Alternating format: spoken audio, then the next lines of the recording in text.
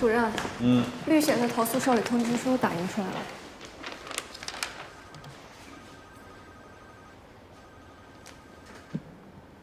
少廷怎么又被投诉了？蜜月阁的案子。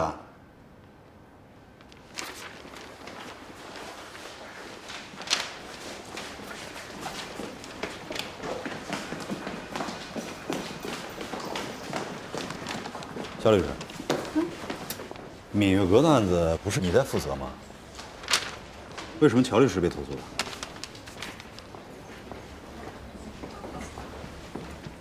乔律师有没有在插手？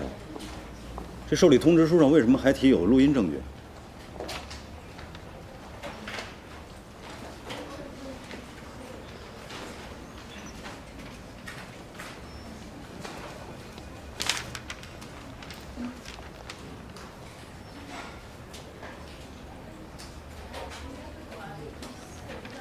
还真是债多不愁还。主任，那我先去开庭了。行吗？乔律师呢？联系上没有？电话没人接。黄律师，庞国家西厂案今天要开庭，麻烦您签一下出庭函，盖个章。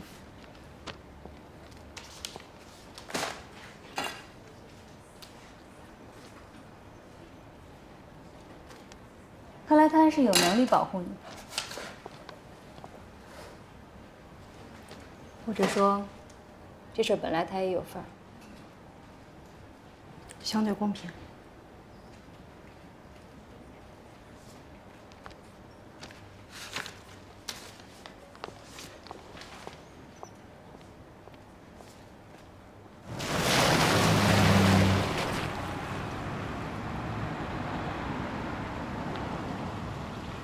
爷爷，这刚几点啊？就喝上了？哎呦，不耽误干活。你打听到宗飞的下落了？哪那么容易呀、我的乔大绿啊！我这帮兄弟都是混社会的，那宗飞那帮人那是犯罪团伙，那不是一圈子的。你这真那么快的就找到他们行踪了？我这帮兄弟就跟他们一块儿进去了。那你叫我过来干嘛？你之前不是给我看过一个叫朱红的照片，还有一个姓严的老头，严培旭，朱红的岳父，怎么了？昨天我一帮兄弟在西平港吃饭，看见个老头，感觉特别眼熟，然后就拍了张照片，你看看是这个吗？西平港，离他们家20-30公里呢，怎么跑那儿喝酒去了？后来你看又来一老头，你看去找那个老头，你看是这个吗？这不邝伟平吗？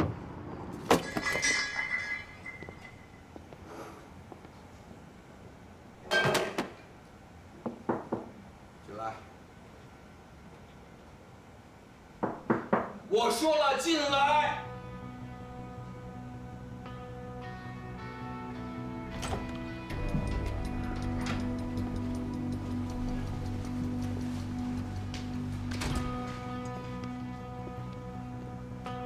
废物，黄伟这个废物。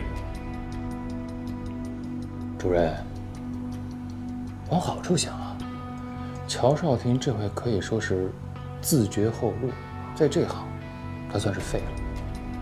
那不好的那头呢？他身边恐怕多了一个死心塌地的同伴。无名小辈。现在问题关键在于，这件事情乔少廷是怎么提前知道的？既然孙律师有可能私下跟肖真联系过，那乔少廷知道也就不奇怪了。什么时候联系的？怎么联系的？乔少廷和那个姓孙的见过面没有？你们谁能告诉我，昨天晚上究竟发生了什么？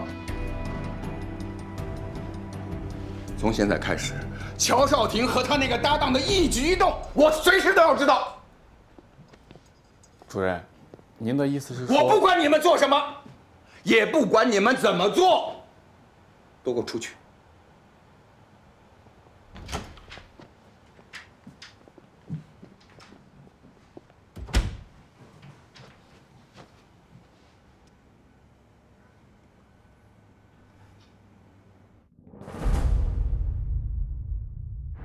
南哥，你这么着急走啊？领导说了，我今天要是再不去找他汇报案子，我就可以直接述职了。他现在人在南京，让我去那儿找他。瞅这架势啊，估计我得先挨顿拳。那你干脆带我一块儿去呗。行了，你就甭废话了，踏实跟这儿待着吧。估计他们会需要你的帮助的。乔二婷、赵云成还是肖成？所有想找到朱红的人。那你说，要是朱红真的死了怎么办呀？那就找到他的尸体。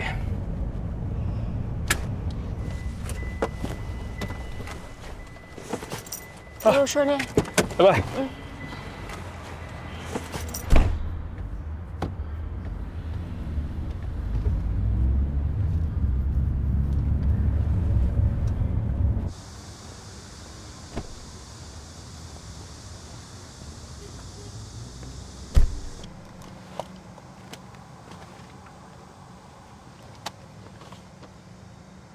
怎么了？这是？裘少廷那孙子昨天晚上发神经，把邝北平操纵闽月阁投诉肖真的事儿迁怒于我，就把你打成这样？哎呦，要我说，少廷这人下手也太重了，差不多就得了。我看你差不多得。邝北平那时候啥反应啊？你什么时候见过他站起来骂人？你早就说过，要治他，还真得是少廷那样。少廷固然是怼得漂亮，可他也把邝北平给惹急了。以我对他的了解，靠，我好像也不大了解他。之前我还真想象不到少廷会怎么反击，但今天看到你这张脸，给到我新的启发。你就别光顾着幸灾乐祸了。出了这档子事儿，邝北平一定认为他的影响和控制力受到了直接挑战，他会使出更多手段的，而且他会越发不相信他身边的所有人，尤其是你。哦，那我还真得小心点儿。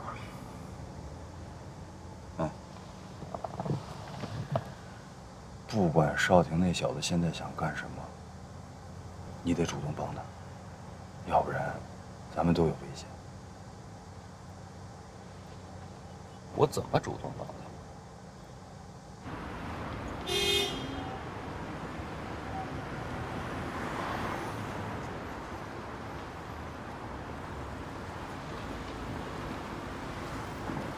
你猜的没错，他们既不愿意调解，也不愿意庭外和解。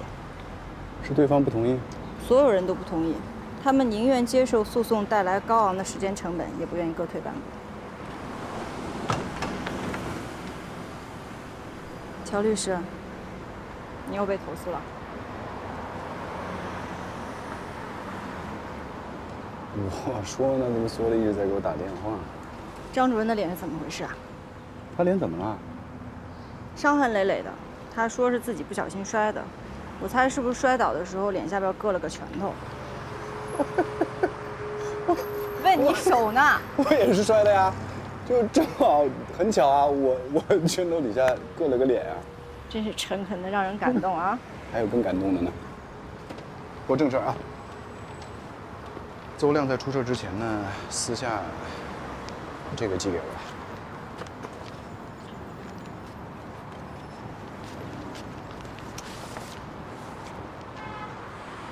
房屋抵押贷款，就在朱红失踪的第3天，严培旭呢，把他还有他女儿严秋以及他外孙朱家共同居住的房子抵押出去了，在银行申请到了200万的商业贷款，而且就在之后的1-2天，严培旭把银行各个账户里的钱全取了出来。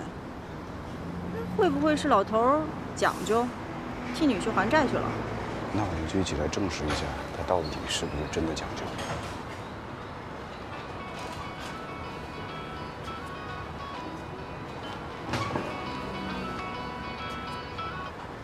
说，我现在在巴恩斯，就是那个网红餐厅。跟我有什么关系啊？上回你不是让我去金港银行查邹亮的事吗？我今天正好去那边办事儿，我可听说，昨天晚上有法院的人在查邹亮和主任对话的相关资料。法院的人，然后呢？然后因为他们缺少手续，银行没有把这部分资料给他们。嗨，在有的时候啊，这些守规矩的司法部门不见得有什么优势。你的意思是说你拿到了？来求我。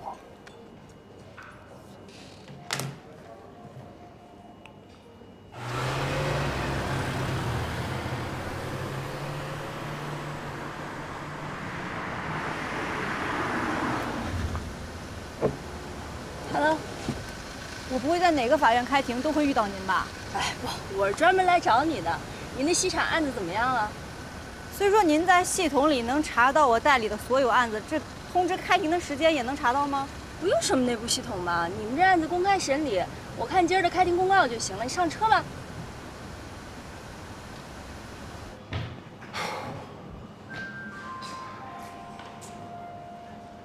嗨。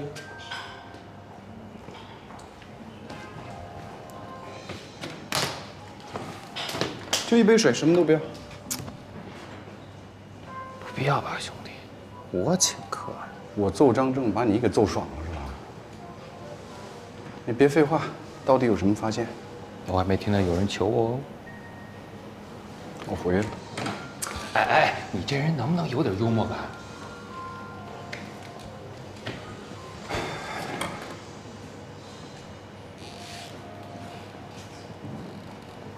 先生，您要的水。谢谢。你不是让我查邹亮和邝美萍谈话的相关资料吗？我动了点关系，调到了他们谈话当天的监控录像，还录了几段。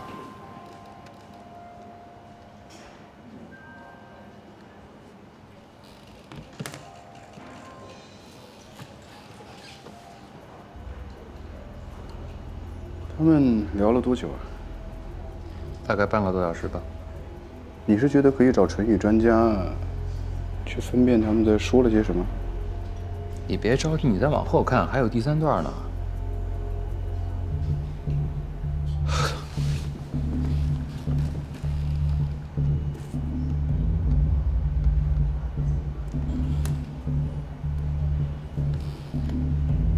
这车应该不是你同学他老婆的车吧？我又不是想查他婚内出轨的黑料。再说了，一台跑车能说明什么呀？里边坐的是男的还是女的都不一定呢。你要想通过这段不清晰的监控录像查唇语，肯定没戏。但是车牌看得清清楚楚，我通过车牌往后查到了这个车主是一个21岁的 KOL。KOL 是啥？关键意见领袖，俗称网红。那你直接说网红不就完了吗？你同学拱的这个嫩草真名叫陶晴，网名叫黄油果冻。通过车牌找到车主这么没有技术含量的事儿，我就不问你了。我就想问问你，对我要查的事儿有什么帮助吗？那可不一定哦。你也是个已婚男人，你们已婚男人有一些不方便跟自己老婆说的话，是需要找一个倾诉的对象的哦。怎么能找到这个果冻？你走路是目不斜视的吗，大哥？啊，你从进来到现在也不过10分钟，你难道一点印象都没有吗？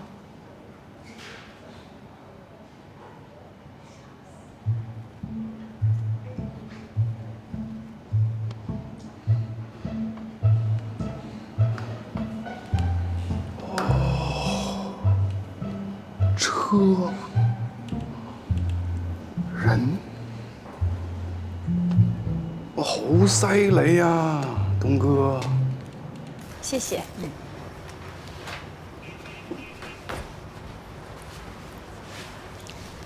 给，谢谢。不客气。你们手里的那本附卷是最全的，还用得着看律师的办案卷。我只是想确认一下，这南哥的记忆力啊是真赞。方法官在法院门口特意接我，是有什么事儿吗？你跟那个乔律师一直没有放弃对这个案子的调查吧？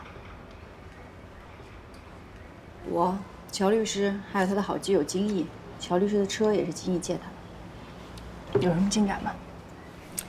进展，被害人朱红的岳父严培旭呢，在案发第3天向银行申请了一笔抵押贷款，用途是商业经营的债务清偿。这很可疑吗？不好说，不过我和乔律师准备追踪一下这笔贷款的资金流向。我先不问你们是怎么得知这事儿的啊，单就你们第一步来讲，你们要追踪的信息都在银行。友情提示一下，昨天银行甚至让我跟南哥吃了一闭门羹。那我们用商业查询平台搜搜，既然严培旭申请了经营贷，那么有经营债务需要清偿的这家公司一定是严培旭任职或者有股份的关联企业，挺合理的。那然后呢？哎呀，然后我就再想办法吧，车到山前必有路嘛。我还以为你跟这个乔律师有什么突破性的线索呢。那你慢慢查吧。好，谢谢你的奶茶。不客气。撤了啊，拜拜。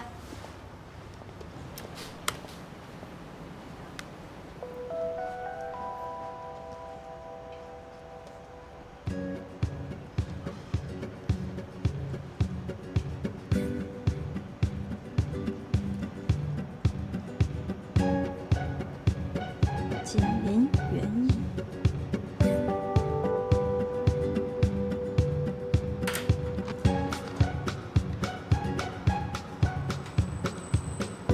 喂，你好，京港银行信贷部。哎，咱们公司股东严培旭先生啊，在咱们这里申请了一笔抵押贷款，请问这笔贷款已经到咱们公司账户了吗？喂，你好。哦，财务出差了是吧？那麻烦您能给我一下他的电话号码吗？哦，严培旭先生已经退股了是吗？那严先生最近在公司有增资吗？好的，再见。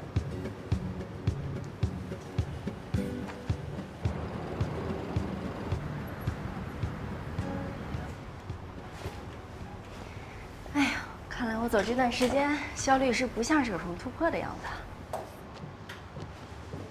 锦陵园艺，我查到严培旭用这家公司申请了经营贷。主任，主任，京港银行的吴经理刚给我打电话，说最高院巡回法庭因为他们行的一个案子，打电话询问了某几天申请抵押贷款的申请人和相关事由。他也说不好有什么奇怪的地方，只是时间上正好是那个案子发生之后的1周内。把忙给我叫来，还有，晚上帮我向银行预约大宗提现。哎，喂，老哥，是我，说话方便吗？主任，大宗是200万，漂亮。我这边呢也很可能有新的进展，等我结束之后我就联系你，我们一起往下跟进。好的，就这样，拜拜。乔律师那边也有新的进展，晚上我会和他再碰一下。哎，你看啊，我查了，想要结识他呢，得先关注他，然后加入粉丝团，在他直播的时候尽可能给他高额的打赏。你看，哎，这个打赏啊，还有排行榜的，只要进入了当月的打赏排行榜的前10，那我就有机会在月底的粉丝见面会结束之后呢，跟他一起吃饭。那样的话呢，我们才能跟他当面沟通，并且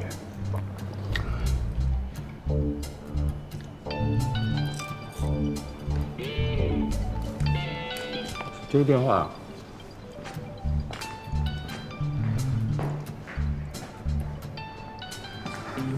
魏小律师，不管是作为金福所的合伙人，还是你的合作伙伴，我每天也很忙的，我也有很多事情要做。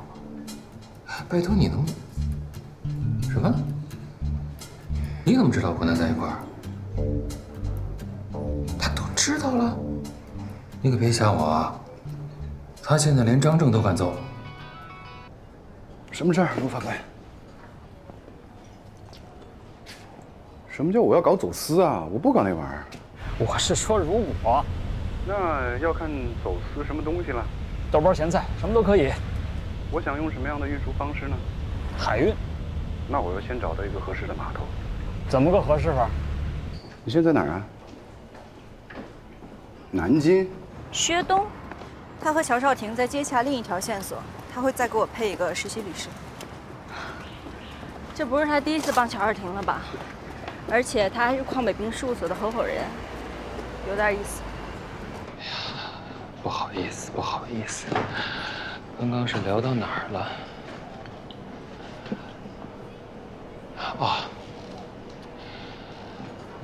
这姑娘虽然不是头部主播，但想要进月榜前10，不是挖苦你的，你打赏得起。踏踏实实坐在这儿，交给我。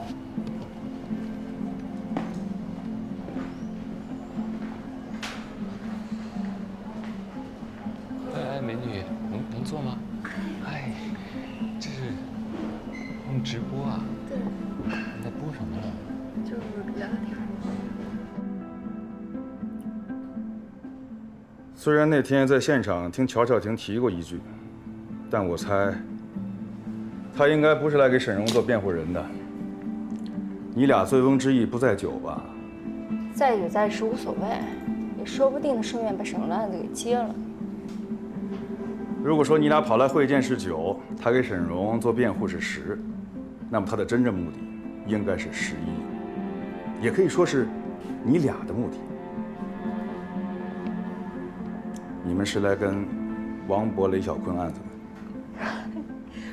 我就是听说这姐们的手下把乔少廷给打了，他到底都犯了什么事儿啊？这姐们罪名可多了，非法拘禁、组织卖淫、故意伤害、寻衅滋事、非法经营，这还不包括有可能涉黑的部分，以及治安管理处罚法那些轻罪。现在预审正在汇总他跟他们手下的口供，看看哪些能吸收，哪些得并罚。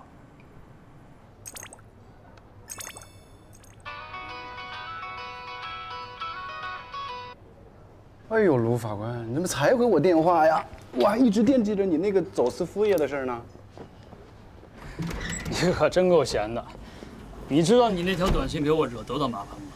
出什么事了？细节我回头再跟你说。现在解决麻烦的机会来了啊！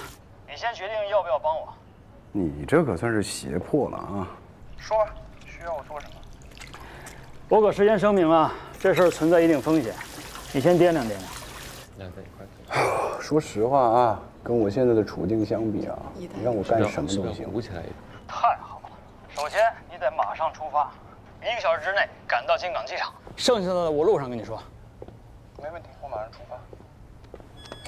乔律，你真不问问我具体要让你干什么吗？你哥说，沈荣那个营业执照经营范围里根本就不能卖烟酒。但从查账的情况来看，虽说夜总会是另有卖点吧，但他们烟酒收入还真不低。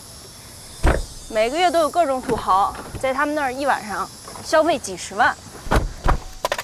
几十万？我听说啊，就那个3万多的 XO 能开个7、8瓶，各种威士忌、白兰地能喝个10几瓶，20多年的法国红酒，还有各种名牌香槟都是按单喝。就这收入水平，我都怀疑王博干催收纯属是业余爱好。贫穷还是限制了我的想象。你能喝酒吗？你要请我啊？哎，不行不行，出差期间那个南哥说了不让喝酒。我是问你酒量。一般吧，反正上大学那会儿，我们班女生我不知道啊，男生没一个能喝过我的。哪个起步的量？40多度的1瓶。明白了。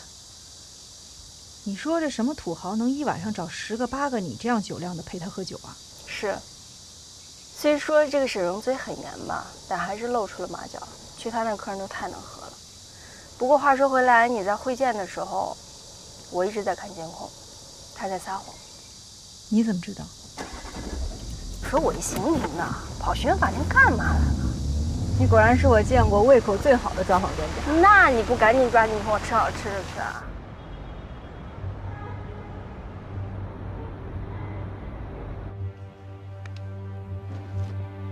如果有必要，联系一下，看看有没有其他对标的物感兴趣的潜在买家。二拍必须拍出去。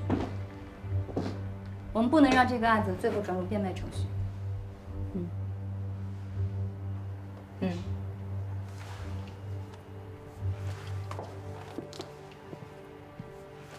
说吧。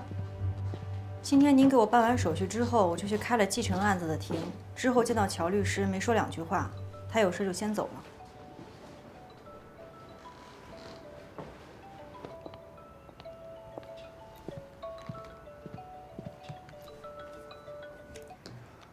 树，什么时候通知的？是电话通知的，还是送的书面传票？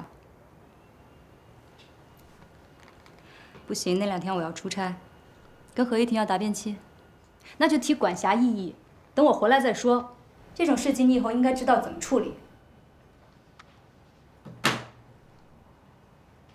没了，就这些。乔律师舍己为人，英雄救美，你俩没激动的拥抱一下？乔律师似乎不知道他自己被投诉这件事情，我告诉他之后，他好像也并不在意。看来你俩现在彻底穿一条裤子了。肖律师，别以为躲过了初一就天下太平了，15之前都算你了。你大概知道是谁在背后操纵了这次投诉，他不会善罢甘休的。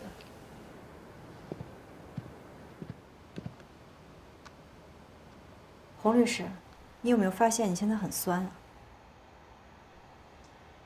说什么？乔律师在继续追查案件的过程中，没有拉上本该最信任的你，而选择我，这件事情是不是让你很不爽？一开始他应该是想要选择保护你，不想让你冒险，可是他到最后都没有选择你。你该问问你自己。你一开始就暗示我，对于乔律师而言，我是个随时可以被替代掉的工具人。可是你心里很清楚，他一开始就选择保护你，那今后他也不会出卖我。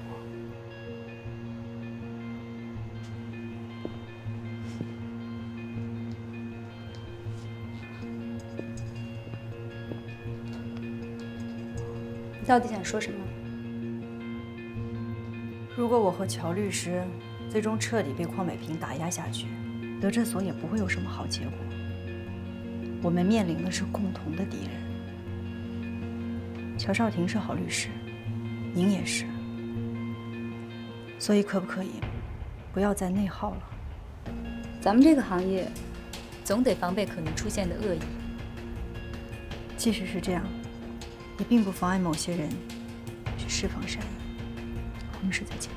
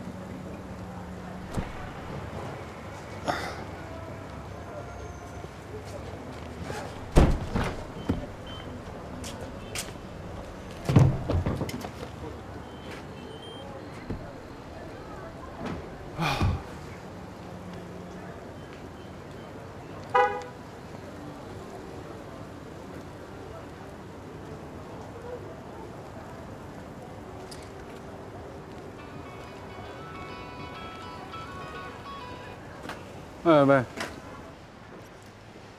从上次咱俩通话到现在呢，连灭霸的手套都满钻了，你俩还在谈？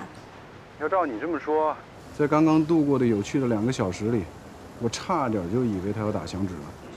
什么意思啊？一言难尽。我这边呢，不知道什么时候能结束。这样啊，1个小时之内如果没有联系你的话，那咱明天再碰。你跟他约会是整晚吗？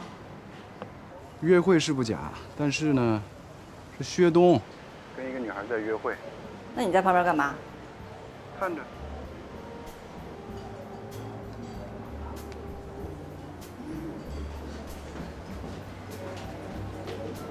慢用。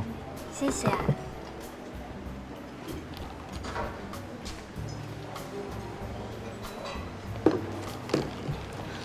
传说中的韩律师，韩松阁的儿子，在给我上菜。这就是人家的店好吗？谢谢。韩律师上次陪我去质证，还没来及谢谢您。谢谢你信任我，一同出庭。听说乔律师又被投诉了，涉及的案子也是你办的。嗯，那我是不是可以推测，你逃过一劫？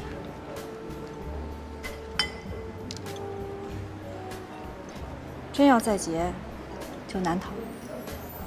做好心理准备，今后针对乔律师的，也都会针对我。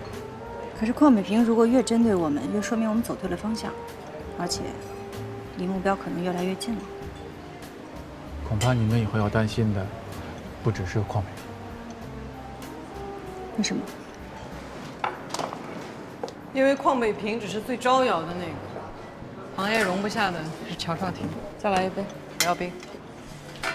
我来介绍一下，这位呢是我的室友毛毛，正准备进行司法考试。这一位是乔律师的爱人。乔大嫂，久仰久仰。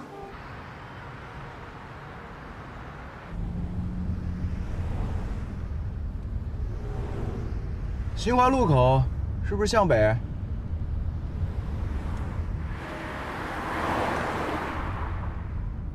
是不是向北？西，一路向西。我问你住那个别墅是不是新华路口向北？嗯。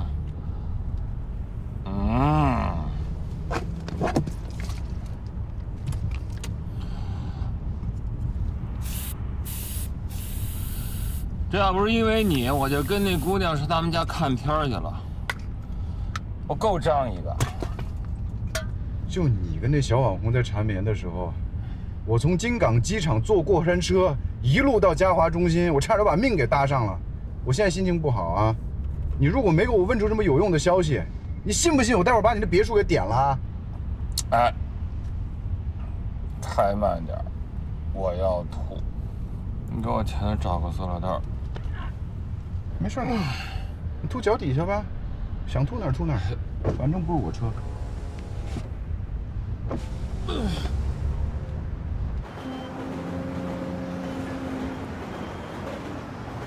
韩律师，我们互相留个联系方式吧，这样以后有什么问题呢，我好请教。哎，我跟你打个赌，他绝对要不到老韩的电话。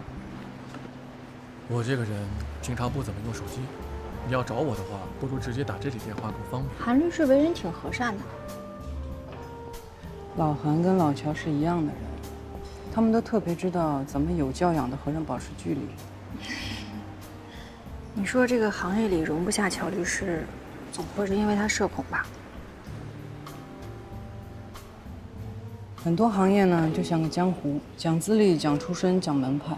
所以张正知道拉来韩松阁的儿子做合伙人，薛东也知道去邝北平那读一个在职硕士。老乔跟他们不一样，横空出世的一个毛头小子，既不是什么学院派，也不投靠什么业内大咖。最关键的是，他还被评上了全国10佳律师，分了别人的蛋糕不说，还抢了人家风头，这还了得？他们3个不是同学吗？他们仨，顶多算得上是同宿舍的室友，说是同学，多少有点水分。张震跟薛东虽然不是一届的，但人家都是正儿八经的法本毕业，有学位。老乔就是个法学的大专生，这在人家学院派眼里啊，根本不入流。可是乔律师专业能力很强啊，办案又负责任，虽然有时候会越过规则，但并不会颠覆公平。是啊，那又怎样呢？他越是有本事，就越应该把那些出风头的机会让给那些成名的大侠们，否则他就是旁门左道、奇技淫巧、靠偷师和暗算成名的宵小之辈。大家会想尽办法的往他身上泼脏水，拉他下马。其实我觉得，他要是真的最后被吊销了职业资格，也挺好。你说他何苦呢？就算他撼动了一个邝北平，也撼动不了整个江湖的利益格局，对吗？我们刚入行，给点信心好不好？咱俩都是女人，对咱这个性别的不友好，可不仅仅是某个江湖而已。他跟你那同学，那不是小三儿，那就是单纯的炮友。他俩是有真感情的。你再不说人话，我走了啊！说起来我想擦把脸。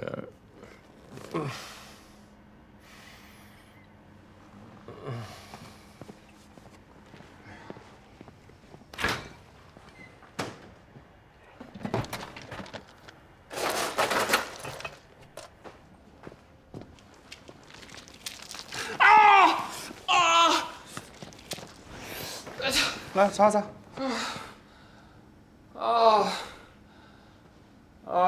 喝多了，真喝多了。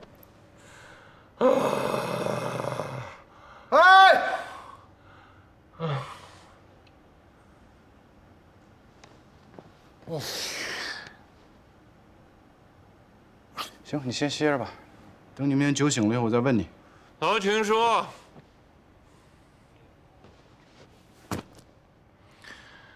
周亮那天这么告诉他，邝北平让他伪造一份银行单据。伪造银行单据？是的。说呀！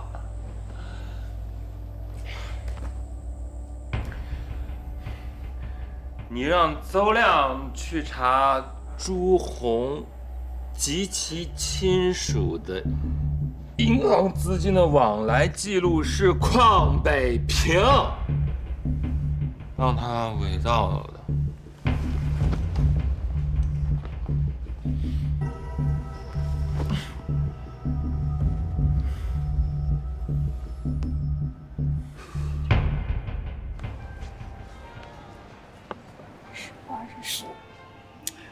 行了，别看了，那么大人了，你还怕她被捡尸啊？这姑娘聪明得很，吃不了亏。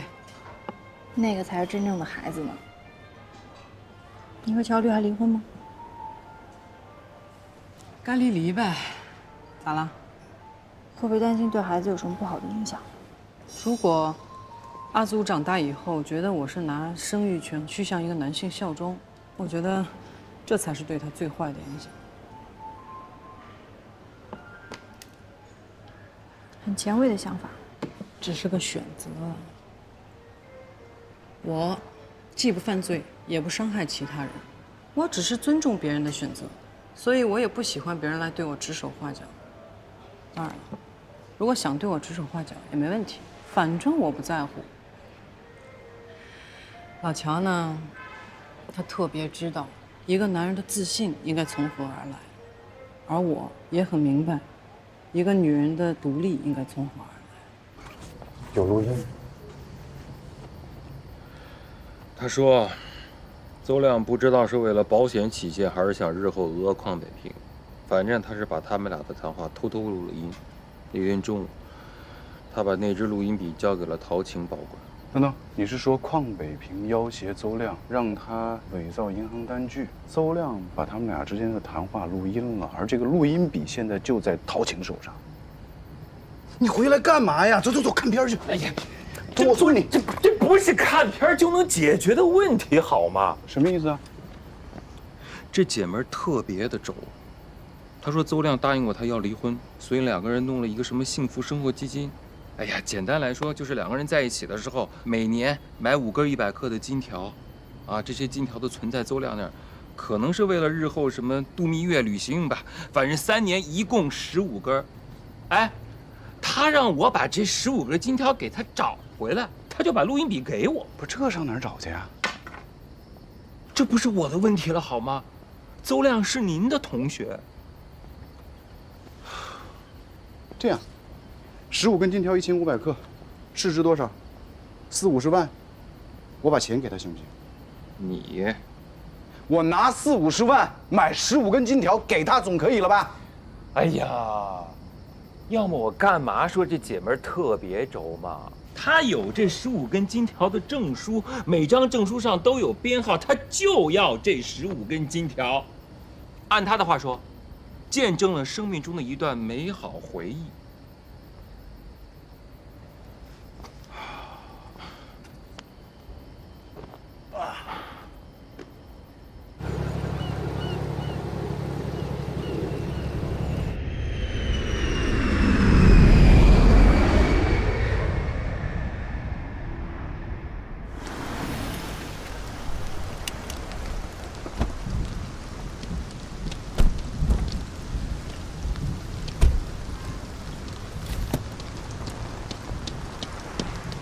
啊，是。不好意思啊，我又起晚了。好嘞。辛苦你啊，还特意来接我。我就是想确认一下，你到底有没有任意门？怎么，火眼动车，有点累啊？软卧还是挺舒服的。哇塞，院里现在给你报销软卧了？做梦吧你！当然是自费了。最后一趟动车只有软卧了。那你这一天打一个来回，庭长那边同意了？我这路上写了一份20多页纸的书面报告，不但交给了庭领导，院里边也收到了。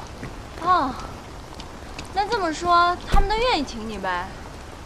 我可不敢自作多情，他们挺的是案子。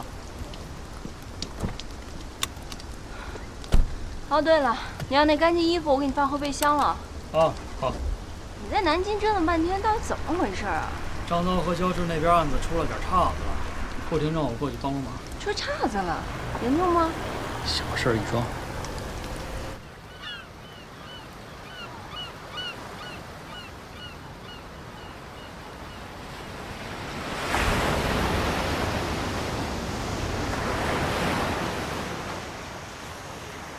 小绿，看招！嗨，这是什么人什么本能啊？啥呀？你往左往右都能躲过去，你就怕我冲太猛掉下去是不是？所以傻站着不动。你想太多，我就是一宿没睡，脑子不转了。你跑这儿来干嘛呀？我在看王博和雷小坤的卷啊，别光在脑袋里勾勒案发现场，所以来现场转转。据说到现场看的次数足够多，就有可能会发现以前忽略的某个细节。时间越长，现场破坏的越严重，这些细节就算找到都没用了。也是，就算我坐在这儿变成望夫石，朱红的尸体或者活人也不可能突然从水里冒出来。你别在那儿转悠了，危险。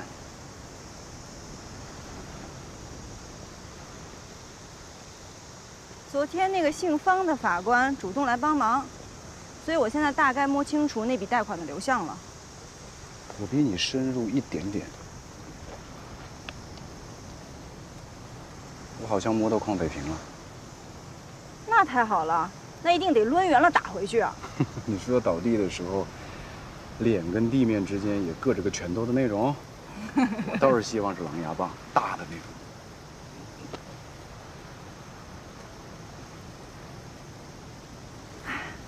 你为什么要当律师啊？从54年开始就说要恢复律师职业，实际上到了80年代初才开始有了系统性的制度出台。最早的律师呢是通过申请、推荐、考核的。86年有了律考，02年改了司考，律师从业人员逐渐增多。可即便是到了今天，你知道咱们的老百姓打官司需要有多高的成本吗？我指的不光是钱，我能感觉到。时间、精力、财物、心理状态的负面影响，这些高昂且繁多的成本，让很多人不得不把法律途径作为最后的选择。所以呢，当案子到了我们手上的时候，这些事情已经是糟得不能再糟、难得不能再难的状态。那些当事人就像不会游泳的人掉进水里拼命挣扎，绝望的时候伸手乱抓，最后他们能够试图抓到的是法律。法律是救命稻草？当然不是。我们的工作就是确保每一个落水的人，最后一个手里抓到的不是稻草。律师有可能还是我的工作，但你不一定有机会重新执业了。相对公平。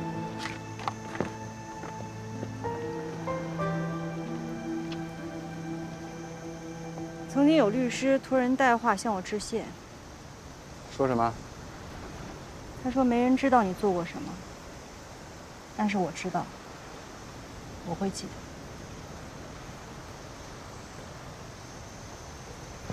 邝北平也会记得。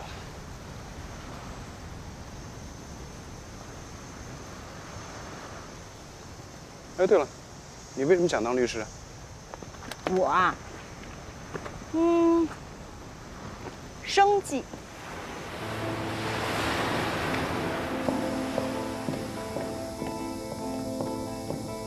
这么说，他就不在原著的法律范围之内。可我们就这样不管他了吗？那你说怎么办？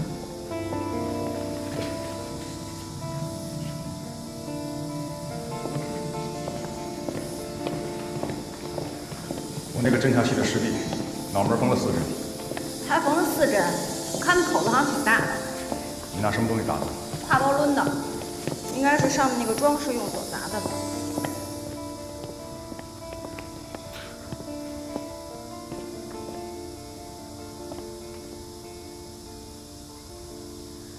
那个学弟人挺好的，家里条件也不错。哎，就算你觉得我给你介绍不合适，见一面回绝人家，或以后再也不联系了，不就完了吗？你干嘛动手打人呢？他干嘛要对我说那些话？说什么了？他不明白我为什么要来法院中心实习，还说一个女孩子不要做什么司法类的工作，踏踏实实找个工作单位挺好。这话有什么问题吗？相个亲，凭什么跟我说什么该做什么不该做？然后第一次见面就和我说那些黄色笑话，还说上学期间喝了多少次酒，打过多少次架，这种无聊的自吹自擂。行，你清高行了吧？哎，挥手说拜拜总会吧？你为什么要打人呢？我还告诉你，人家是看我的面子，真要还手，10个你绑起来都不够。而且如果报警的话，你现在已经构成了故意伤害，你知道吗？我跟他说拜拜了，他尾随我，我走，他纠缠我，他一直抓着我不放，把我的胳膊都握出印儿了。不，你胳膊握出印儿来又怎么样？你又不会。我不会觉得疼，我就不应该反抗，对吗？我就不应该觉得自己受到了侵害，是吗？我就应该让他拉着我，带我去任何他想去的地方。我不是那意思。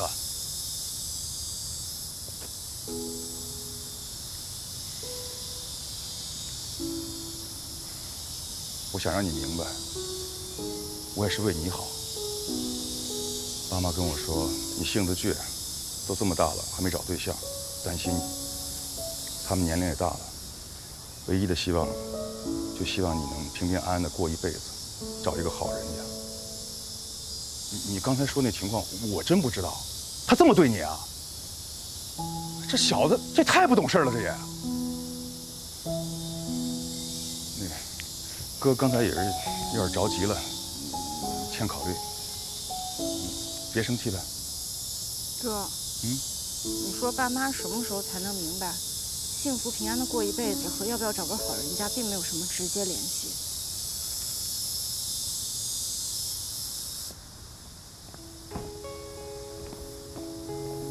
小乔，哎，资料复印好了没有？马上了。哦，快点啊！好的。许先生，许先生稍等一下，你把材料留下吧，我看能不能想想什么办法。刚才那个领导说这不归咱们管，我可以单独给你做代理，这跟法院中心没关系，你待会儿给我签个委托书就行。我出不起请律师的钱。我知道，你别担心，这个案子我会帮到底。那太感谢你了。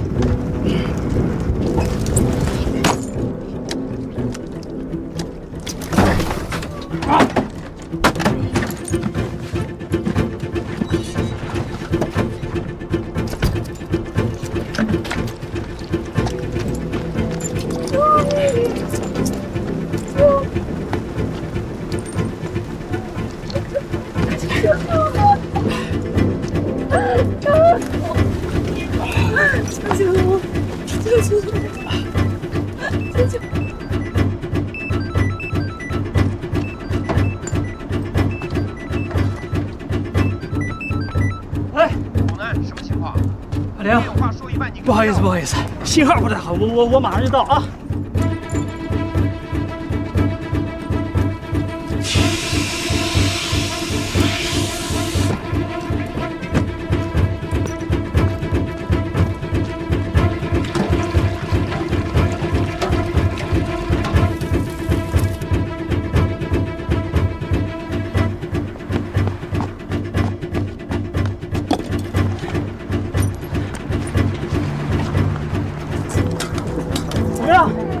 你没事吧？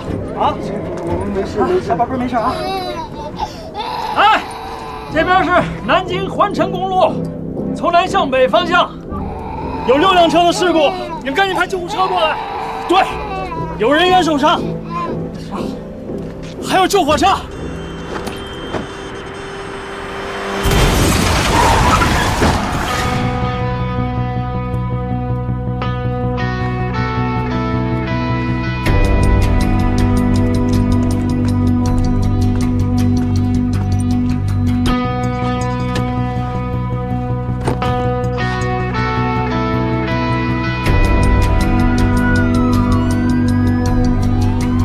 北京时间上午的8点50分，我现在所在的位置是南京环城高速由南向北滨海出口附近。我身后发生了一起多车连环追尾的重大交通事故。我们可以看到现场非常的紧急，目前警察、消防、救护人员已抵达现场进行现场救助。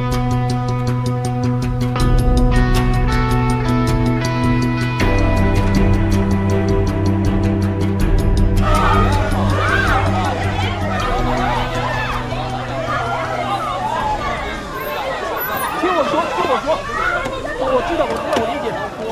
你们的情绪我都理解。你们，但是你们听我说。好，我知道。您是？你好，最高院刑庭的鲁南，你们吴队叫我过来的。您受伤了？啊，没事。别激动，我连了。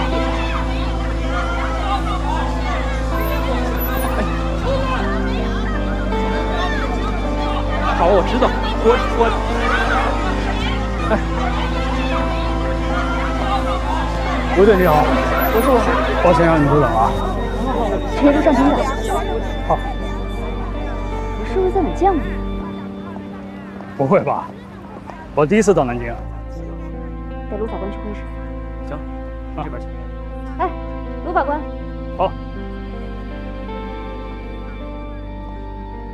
你们副庭在会议室啊，我处理一下就来。知道了。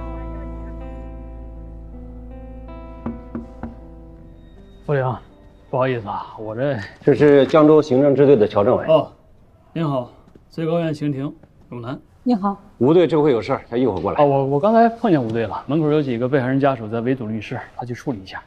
啊，您看我是在这儿跟您汇报。金港的案子不急，你先看看这案子。这是怎么个意思啊？今天把你叫来南京，除了汇报案子，就为……不好意思，我接个电话。喂。你们的心情我们能够理解，但法律是要走程序的。程序？我姐姐都走了9年了。9年了，你们年迈伸手，现在都没一个说。法院已经做出了判决，死刑是需要走复核程序的，好吧？请你们再等一等，法律一定会还你们公道的。我们等不了了，必须要严惩凶手。你们要法律一定会还你们公道的。对。你们先回去好吗？请相信法律啊！相信法律。您好，这里是四星区交通支队，刚才是您在滨海出口报的警吧？啊，是我。怎么称呼？鲁南。哦，是这样，我们要麻烦您来支队做个笔录，协助我们了解一下事发当时的现场情况。如果您有受伤或者经济损失的话，也好一并处理。这样，我现在这边有个比较着急的工作要处理，等我处理完了，我尽快赶过头吧。不是你这刚到，又急着去哪儿啊？我还能去哪儿啊？晚上我得去上海赶车去金港啊。领导，您赶紧让我给您汇报金港那边案子的情况吧，我顺便报告就行。不，你先听我说，金港的案子不着急，回头再说。这边有个案子需要你协助一下。怎么？有什么棘手的问题吗？这是咱们庭承办的另一起死刑复核案件，案情虽然牵扯到南京和江州2个城市，倒也谈不上有多复杂。这样，你一会儿把案卷看一下。等等，那个去趟洗手间，照照镜子，收拾一下自己，拿点下管最高院的法官。好，出门左拐。哎。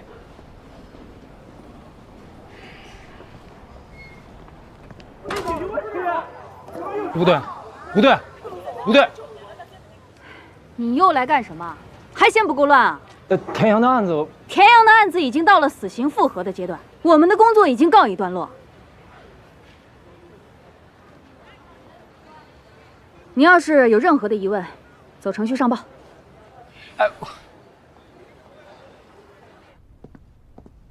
久等了。你先看看案卷。有什么疑问，乔政委也能向你解释。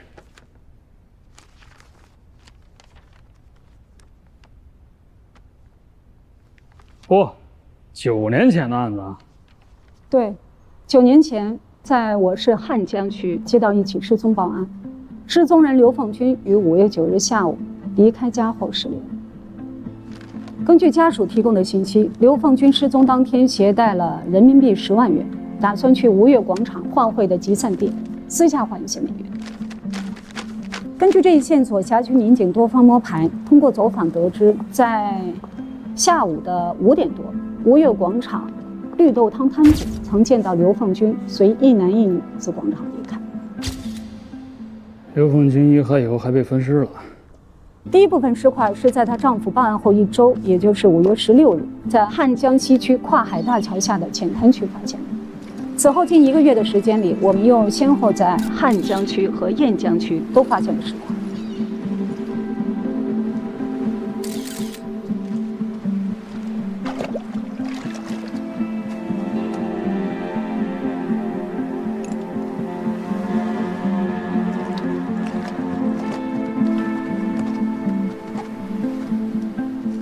初步推断，应当是一起财产动机的故意杀人案，而嫌疑人很可能是以换汇名义将刘凤军带离吴越广场的一男一女。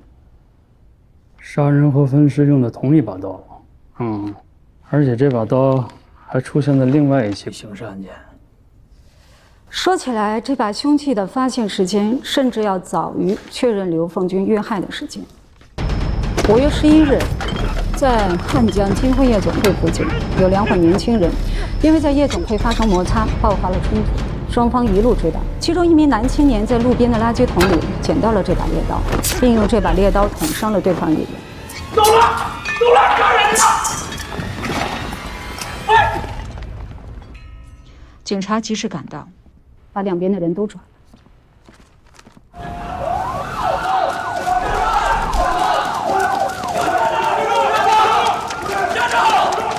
这没有护手的刀，就是容易伤了自己。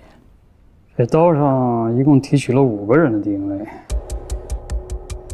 当我们把被害人刘凤军的 DNA 信息录入到信息库后，立刻就跳出了这个比对结果。我们才知道，原来凶器早就被起获了。伤人者的血留在了刀上被害人的血。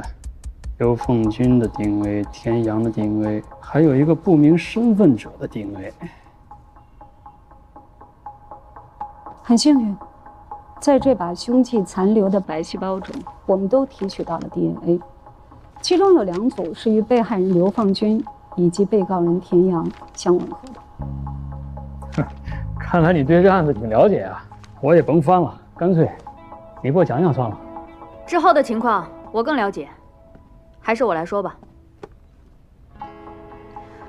当时虽然从凶器上提取到了 DNA，但是被告人田阳还有李梦琪并没有犯罪前科，也没有 DNA 存档，再加上吴越广场人员构成复杂、流动性大，排查起来十分困难。江州警方始终没有能够确定凶手的身份，导致这个案件一拖就是9年。直到今年年初，我市经侦人员对于本市的斯塔瑞进出口贸易公司涉嫌贿赂海关人员，对董事长田阳采取了强制性措施。田阳被羁押之后，他的指纹、脚印还有 DNA 信息，我们都按照流程采样，并且录入了公安部的信息库。这不到1个小时，对比结果就出来了。主办室电脑警报响得满楼道都听得见。命案优先，这个案子当天就交到了我的手上。田阳就是9年以前在江州杀害刘凤军，并且将其肢解抛尸的人。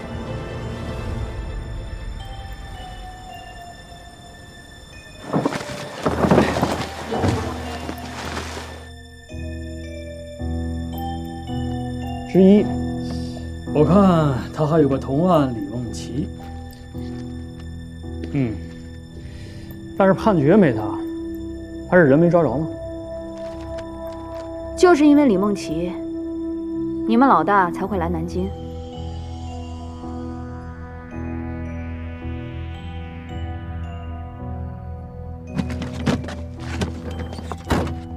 哟，杨哥，这晚还忙着呢。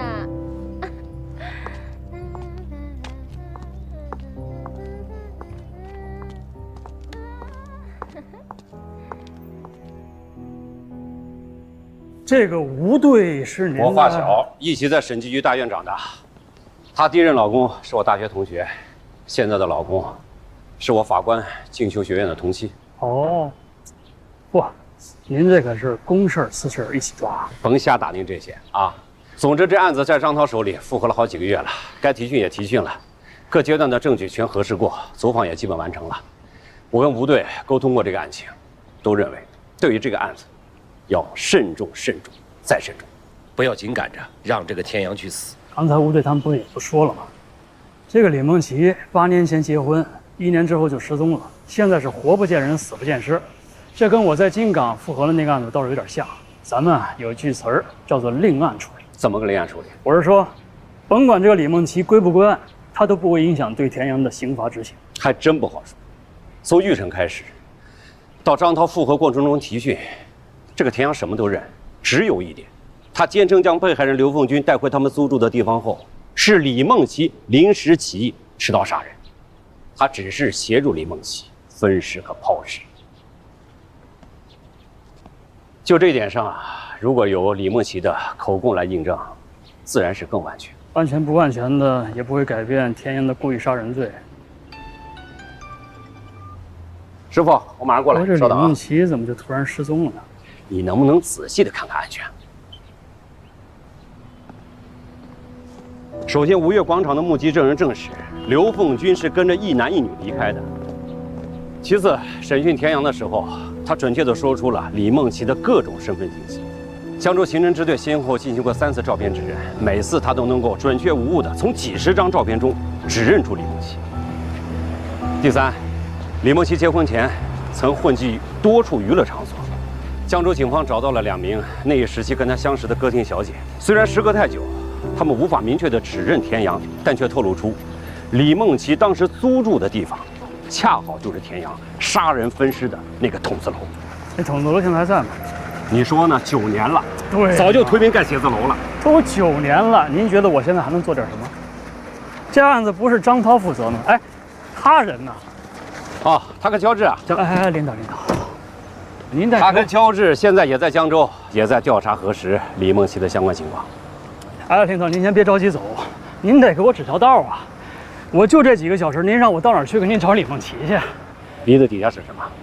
吴队和乔正都在，自己去问去。那2位你也看到了，他明显就不对付呀，这说话都夹枪带棒的。你尽量配合就好，这是他们公安主导的案件调查，人家内部有什么分歧，不关你事，你别在这推三阻四的。你别忘了，你金港的案子要组合议庭吧？你算上方院，你还差一个，到时候你可别来求我。啊，领导，咱一码归一码啊，您可不能拿金港的案子来要挟我。你说什么呢？什么叫要挟？我还不能给你布置任务了。这2边都是咱们的案子，需要分那么清楚？不是领导，行了，抓紧时间啊，别耽误事儿了。去核实一下李梦琪的情况。别啰嗦了，赶紧去干活去。哦，对了，别以为我没问你就不知道了，你是遇上车祸了吧？受伤了没有？我是说除了脸上。我没事儿。赶紧换身，赶紧的啊，注意形象。好了，走吧。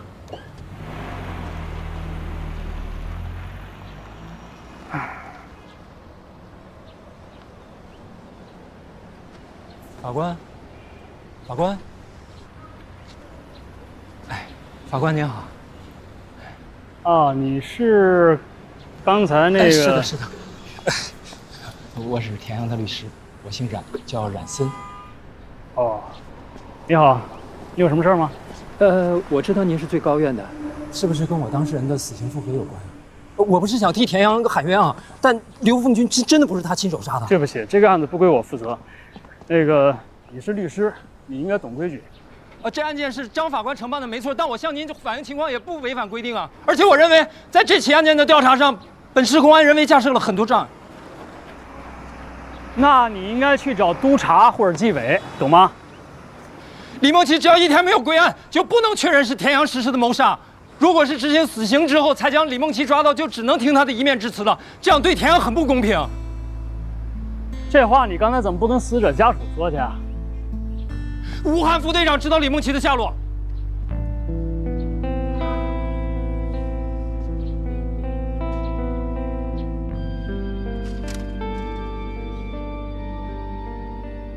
哎，最高院这哥们儿，怎么刚来就跟田阳律师搞到一块儿去了？卢法官，您看您想吃点什么？随便。那我就看着点了啊。哎，麻烦给我拿一下这个。来，您拿。这个多少钱一个？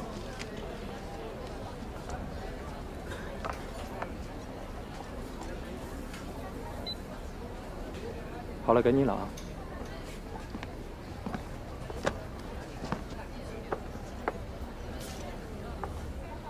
谢谢啊。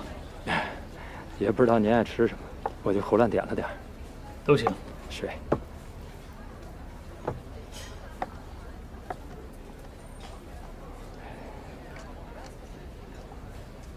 嗯。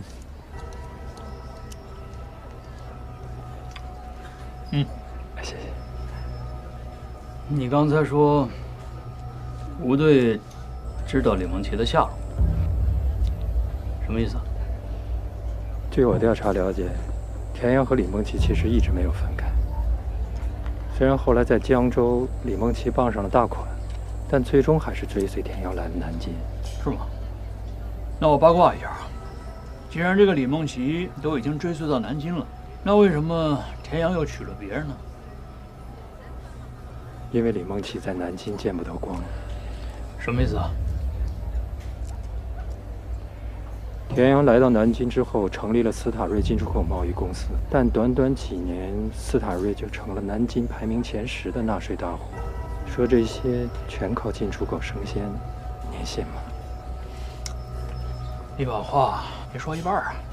既然已经说了，就把你知道的说说呗。我是斯塔瑞的法务，虽然财务记录我看不到，但我一直怀疑，除了正常的进出口贸易外，公司在暗地里同时境外走私。那你怎么不把这些跟相关部门反映呢？第一，我没有实证；第二，我端的是公司的饭碗。所以你老板被抓了以后，你就变成了他的刑事辩护律师。田阳是我的领导，也是我的当事人，不管是职业属性还是私心，他的个人权益都应当是我放在首位的。那田阳公司帮这个走私集团洗钱，他跟李梦琪是什么关系呢？南京最大的走私团伙基本上控制了东江港和北坞，也就是2个最大的口岸。据说这个团伙的头是个女的，所以我会觉得李梦琪在南京见不得光。李梦琪是个女的，没错，但总不能是个女的就是李梦琪吧？当然不是。哎，谢谢。虽然我觉得这个走私团伙的头目是李梦琪无凭无据，但这起码算是一个方向吧。我多次向警方反映，他们完全不理会。我甚至当面向吴队强调过这个调查方向，可他给我的回复是，与本案无关。等会儿，你之前可是说吴队知道李梦琪的下落，但是你现在这个意思，感觉你好像是在跟我暗示，这个南京刑侦支队的副队长是本地最大走私集团的保护伞啊。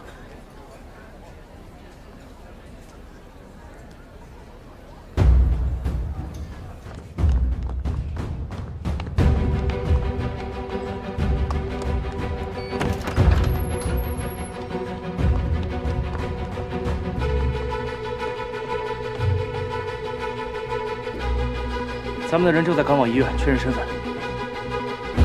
放大，再放大。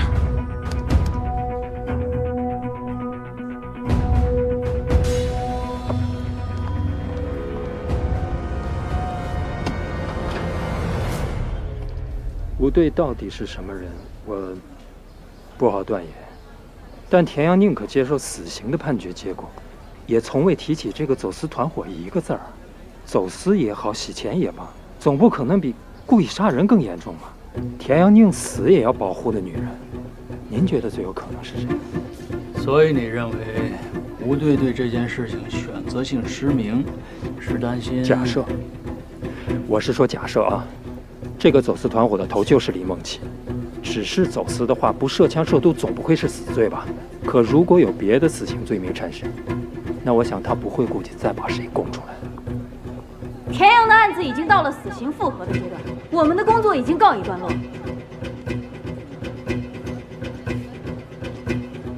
你要是有任何的疑问，走程序上报。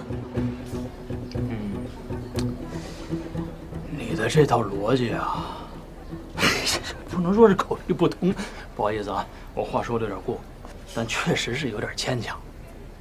而且我刚跟你说了，我不是这个案子的承办人。不管您是不是这个案件的承办人，但我知道您是外来的，您不会受南京各方势力的影响。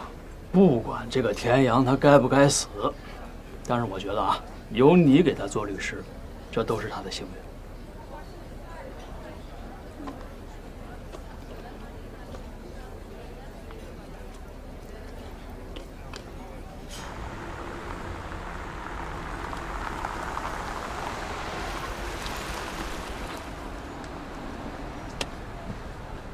哎，这个江州来的乔政委，你认识吗？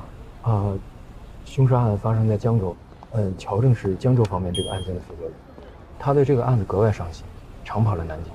因为我是斯塔瑞公司的法务，所以也询问过我几次。所以你对李梦琪的猜测，你也都跟他说过了。乔正其实还是很认可，他对李梦琪这个人很关注，很多关于李梦琪的重要信息都是他带。那乔正怎么看吴队啊？我没敢在他面前加个微信。好。我想你。